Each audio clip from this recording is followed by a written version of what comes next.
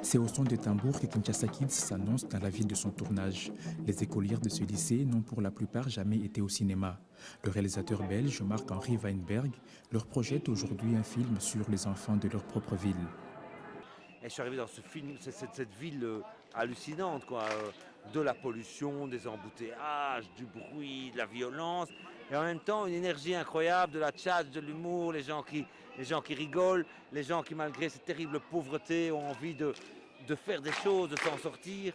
Et j'étais très touché, et surtout j'étais choqué aussi de voir ces milliers d'enfants dans les rues.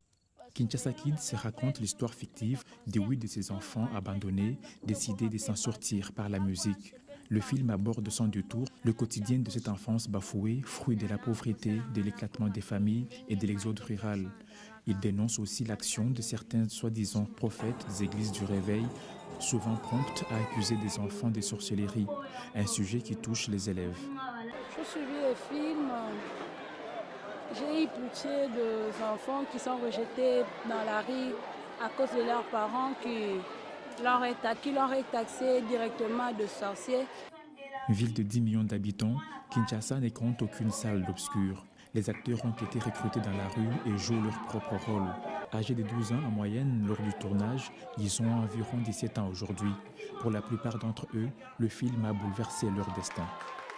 Depuis que j'ai fait des films, jusqu'au moment, j'ai vois des changements. Parce que depuis longtemps là, j'étais partout à l'école, mais pour maintenant, je pars à l'école. J'ai étudié à Saint-Vincent-de-Paul. Tombé amoureux de Kinshasa, Marc Weinberg travaille déjà sur un autre projet sur cette ville. Un de ses anciens jeunes acteurs devenu son assistant réalisateur s'est déjà occupé du casting.